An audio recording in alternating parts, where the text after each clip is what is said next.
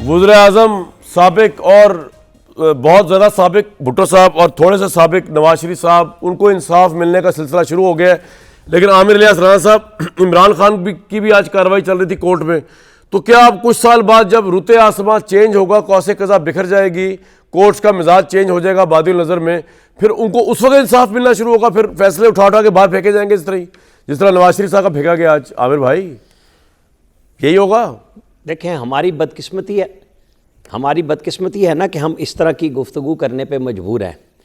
अभी जब अहमद अवैस साहब बात कर रहे थे कि नवाज शरीफ से पहले भी लाइफ टाइम दी गई सज़ाएं लोगों को 62(1)(f) में, मैं पूछ सकता था उनसे कि फैसल वावडा के लिए क्या रियायत उमर अता बंदयाल साहब ने की थी कि अगर आप तस्लीम कर लें हम आपको माफ़ कर देंगे, वन टाइम नायल कर देंगे। क्यों जी? ये पंचायती और तशरीही आइन, क्यों कोई ये खाला जी का वेड़ा था या पाकिस्तान का आइन था कि एक बंदे पे लगा दें दूसरे पे लगा दें? आगे पीछे आप यही कहते रहे कि जनाब ये लाइफ टाइम नहीं होनी चाहिए, और जब वक्त आया तो आपने वावडा साहब को रियायत दे दी। ठीक है, आपकी मर्जी, क्योंकि आप आइन और कानून पे तो नहीं चल रहे थे ना, आप तो गपशप पे काम चला रहे थे। आप 63A को रीराइट करें तब आपका मर्जी, आप जाते हुए फैसले महफूज करके बैठ जाएं। ये आप ऑरेंज ट्रेन पे देख लें, पहले स्टे दिया 1 साल, फिर जब फैसला महफूज कर लिया तो 9 महीने फैसला नहीं दिया। वो पाकिस्तान के पैसे इमरान खान के साथ नाइंसाफी हो रही है कि नहीं? आमिर भाई ये बताएं ना, हो रही है कि नहीं हो रही? आज इमरान खान साहब आज इमरान खान साहब बहुत मुश्किल में हैं। उन्होंने स्टेट के ऊपर जो हमले कराने के उनके ऊपर इल्ज़ामात हैं, कोर कमांडर और फार्मेशन कमांडर कह चुके हैं, वो उससे माफ़ी मांगने को तैयार नहीं है, लिहाजा उनको ये सारी चीज़ें फेस करनी पड़ रही हैं। वरना उनके साथ तो लाड प्यार ये था कि 2-2 दर्जन जमानतें, कई घंटे और दिन रात जजेस बैठे हुए थे इंतजार में। उनकी वजारत उज़्मा के जाने के बाद कितनी सहूलत, पॉइंट आ गया जी आपका, बिल्कुल ठीक है। उन्हें जेल से निकलवाया, रियायत मिली, उन्होंने इस रियायत का नाजायज आपका पॉइंट आ गया, वो खुद शिकार हुए हैं इस किस्म के केस। बिल्कुल ठीक। शामी साहब, नवाज शरीफ साहब ने या भुट्टो साहब के साथ तो जो कुछ हुई वो, और किसी के साथ मैं कंपैरिजन नहीं कर रहा कि इमरान खान के साथ भी वो होना चाहिए, एक को फांसी मिली, एक को जलावतनी, फिर जेलें, लेकिन वो इतने बड़े केसेस उन पे नहीं बने जो कि इमरान साहब पे बन गए कि स्टेट पे हमलावर होने का। अब आपके नज़दीक यहाँ पर इमरान खान का जुर्म अनप्रेसिडेंटेड और इतना बड़ा है कि अभी उसकी दाद रसी हो ही नहीं सकती, क्योंकि मामला जो है वो स्टेट पे हमले का है। देखें, and he has to be been made the horrifying example. जब भुट्टो साहब ने मुकदमे कायम किए मुखालफिन पे, अब्दुल वली खान पर जी, और गौस बदंजो पर और उनके साथियों पर, नैब के लीडरों पर गद्दारी का इल्ज़ाम था ना, ठीक, और एक खसूसी ट्रिब्यूनल बना, हैदराबाद ट्रिब्यूनल जैसे, हैदराबाद ट्रिब्यूनल, ठीक, और जेल के अंदर ट्रायल हो रहा था उनका, और उस जस्टिस असलम रियाज हुसैन, अच्छा आपको याद है अभी, जो चीफ जस्टिस जो थे जी, वो लाहौर हाई कोर्ट के बने, वो उसको लीड कर रहे थे, प्रिजाइड कर रहे थे।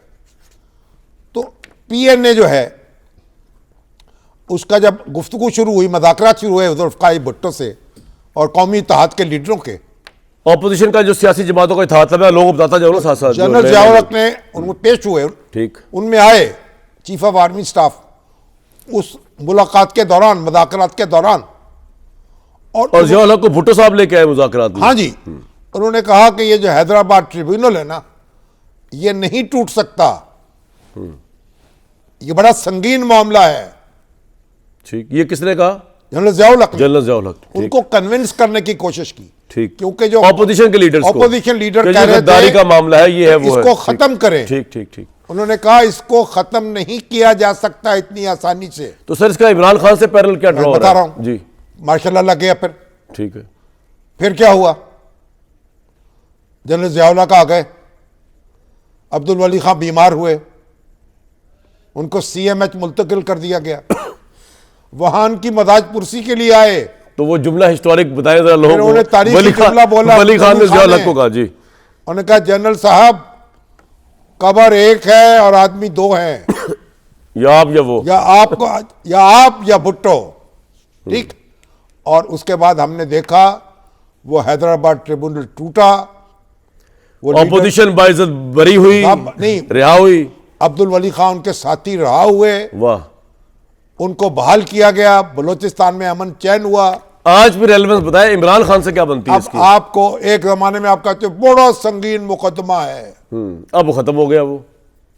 अब उसके बाद मौसम बदलता है, मुकदमा तो वापस मौसम ले फिर लेते हैं। जनरल जियाउल हक की वजह से बदला, देखे ना। तो अब यहाँ पे किसको नहीं, तलाश करें? आप देखें, अयूब खान ने शेख मुजीबुर रहमान पर अगर तिल्ला साजिश केस केस का कायम withdraw- किया, फिर विड्रॉ कर उनको लिया, बड़ा मुकदमा है। जब वो गोलमेज कॉन्फ्रेंस हुई, खत्म हो गया। उन्होंने कहा उनको लाया गया, मुकदमा वापस ले लिया गया। बिल्कुल ठीक। पाकिस्तान की तारीख क्या है आप मुझे बताएं। मैं इस और ये इतने मुकदमे कायम किए गए हैं कि मुकदमों का तासुर दायल हो गया है। किसी आज तक आपने सुना है किसी की इद्दत के बारे में मुकदमा चल रहा हो, तलाक के तरीके के बारे में चल रहा हो? भाई आपने तलाक दी खातून को, उसने दूसरी शादी कर ली, अब इद्दत का मुकदमा वो साबिक शौहर दायर कर रहा है, तो इद्दत में शादी हो गई। सुना कोई मुकदमा कभी ऐसा हुआ है? अब देख तो लिया, देख हैं? रहे। तो फिर क्या कहेंगे? तो क्रेडिबिलिटी क्या रहेगी? ये पाकिस्तान इस्लामी तारीख में ऐसे मुकदमे सुने हमने। तो अगर ये ढंग की बात करते हैं ना, जब आप एग्जैजरेट करते हैं। तो इमरान खान क्या करे? माफी तो उन्होंने मांगनी नहीं। किस बात की माफी?